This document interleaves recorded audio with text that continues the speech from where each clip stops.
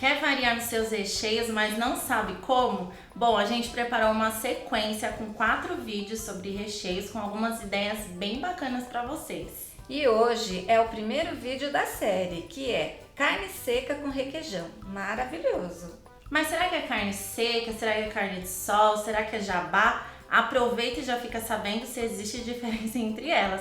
Eu sou a Juliana. E eu sou a Wanda Varricchio e essa é a Cozinha Empreendedora.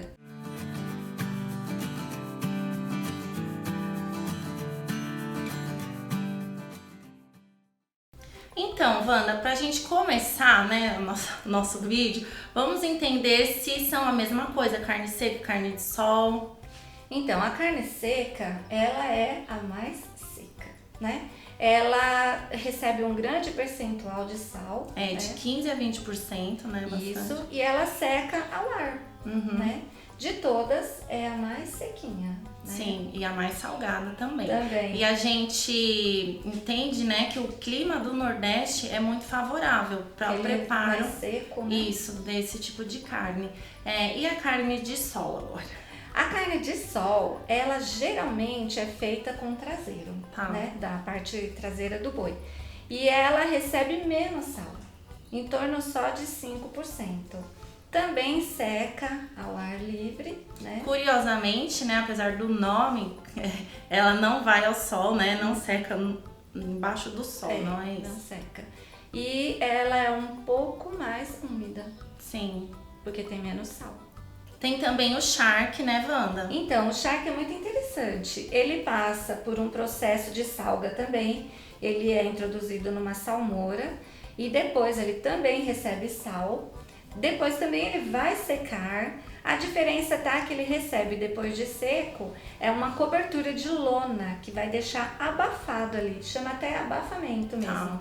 E isso deixa aquela cor um pouco mais amarronzada, né? Sim. Natural. E ele é mais úmido também. E tem, por fim, aqui no nosso vídeo que a gente vai conversar hoje, o jerky de bife. Então, esse daí, ele é muito parecido com o charque. Só que ele não passa pelo abafamento. E ele sofre um processo industrial, né? É o que a gente mais encontra à venda no supermercado. Inclusive a aparência da carne é a mais parecida com a carne in natura, assim, né? Mais vermelhinha. E ela é bem úmida também. Sim. Né? Então, nas embalagens no mercado, né, nas embalagens a vácuo, geralmente é o jerky de bife que a gente encontra. E, Wanda, então, depois desse bate-papo rápido aqui sobre se é igual, se é diferente, a gente percebe, assim, que, na verdade, o que diferencia as carnes é o tipo de salga que elas passam, né? Todas passam por um processo. Isso. Alguns com menos sal, outros com mais sal, né? Às vezes é uma salmoura, às vezes... É só a salga seca. Isso. E aí, essas técnicas empregadas que vão originar uns produtos finais, assim, diferenciados, Diferenciados, né? Isso mesmo. Muito legal. E com que tipo de carne que ela é feita? Geralmente é carne bovina. Mas empregando a técnica, também podemos usar outros tipos de carne, a suína, a caprina, né? Wanda, e essa história que é usada carne de jumento? Sabia que essa é uma dúvida bem recorrente? Sabia, porque eu já ouvi o pessoal falando isso. Então, tem uma história aí que a gente ouviu, né? É uma história muito antiga, que um homem, ele tinha uma fazenda bovina, que ele criava bovinos. E ali também ele era dono do sal daquela região. Então ele começou a produzir a carne salgada, né? Mas ele tinha que produzir e depois transportar essa carne até o porto mais próximo. E naquele tempo, a mula que era usada, mas era um animal valioso porque ele também era usado no transporte de pessoas. Então, por ali tinha assim muitos jumentos que aparentemente não tinham donos. Então, o que esse homem fez? Ele pegou alguns jumentos para o transporte da carne, porque era um lugar assim muito... Era longe, né? Caatinga, tudo, um lugar muito seco. Então, ele pegou vários jumentos para fazer o transporte. E apenas isso, só para o transporte. Mas as pessoas daquele lugar começaram a reparar que os jumentos que antigamente viviam todos soltos começaram a sumir, né? Diminuíram muito. E aí surgiu essa história que ele estava usando carne de jumento, mas ele sempre jurou que o jumento era só para o transporte. Então, com tudo esclarecido, vamos ao que interessa, que é o nosso recheio. Anota aí o que você vai precisar. 300 gramas de carne seca, aqui ela já tá cozida, dessalgada, desfiada, eu já te conto como a gente fez isso. 60 gramas de margarina, 70 gramas de pimentão, também já tá picado aqui, 300 gramas de requeijão, e aí você pode usar tanto o que você compra pronto no mercado, quanto preparar o seu próprio requeijão que a gente já ensinou aqui na Cozinha Empreendedora. 30 gramas de cebola picadinha e 25 gramas de cheiro verde. Agora vamos conversar então um pouquinho sobre a carne. Então, como que a gente chegou na carne seca, né? Do jeitinho que a gente vai usar no nosso recheio. A primeira coisa que a gente precisa fazer nesse processo de preparo da carne é a dessalga. E aí existem duas técnicas principais, né? A primeira e mais ideal é uma dessalga um pouco mais lenta, que a gente coloca a carne de molho na água e leva à geladeira, né? Depois de 3 horas a gente retira, troca essa água, leva à geladeira de novo por mais 3 horas e repete esse processo por 4 vezes. É um processo um pouco mais lento, mas ele consegue devolver a hidratação para aquela carne. Então, além, né, de retirar o sal, ele devolve essa hidratação. Então, o processo todo ele demora 12 horas, né? Mais lento mesmo. E depois, né, dessas 12 horas, a nossa carne tá pronta para ser levada ao fogo para ser cozida, né? Então, a gente coloca a carne na panela, cobre, né, essa carne com água e leva ao fogo por 25 minutos depois que a panela começar a chiar, né? Pegar pressão, 25 minutos. Terminou os 25 minutos, abre a panela, dá uma olhadinha se a carne já tá mole. Por que que eu digo isso? Porque dependendo do tipo de carne que você vai usar, ela pode amolecer mais rápido ou não. Então você verifica ali com o garfo se ela já tá mole para ser desfiada. Ou se ela não tiver, você devolve e coloca na pressão mais um pouquinho, tá bom? E aí você vai fazendo esse controle.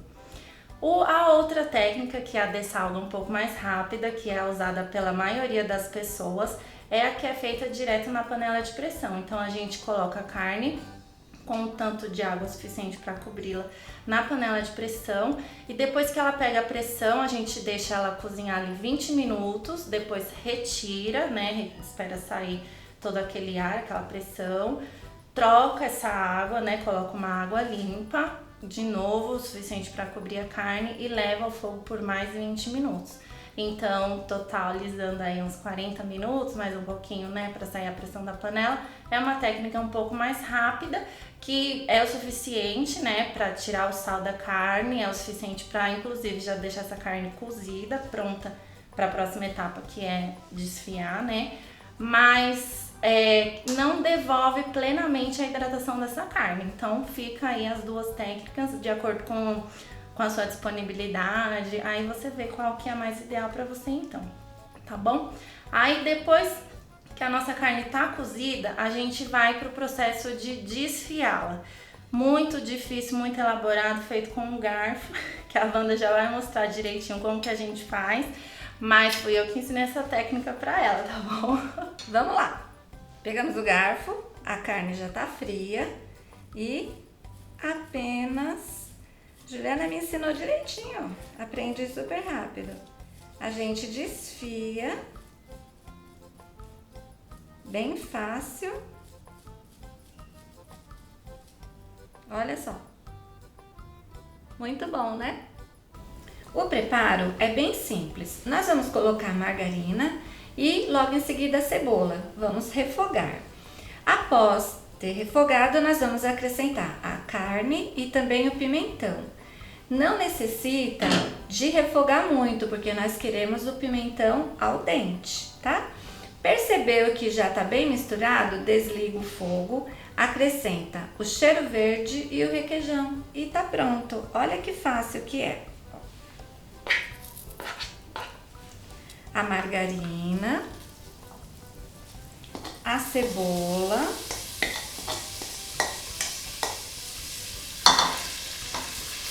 A margarina, além de servir para a gente refogar a cebola, vai trazer uma maciez incrível para essa carne. O cheirinho já tá maravilhoso.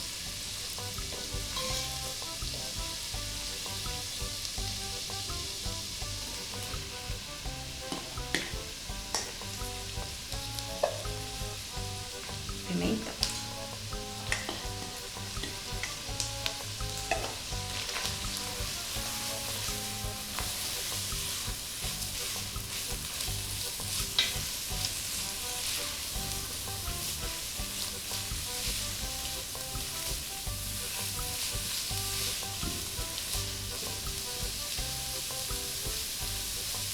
Agora eu já vou desligar. Olha que rápido que é. Vou colocar cheiro verde e o requeijão.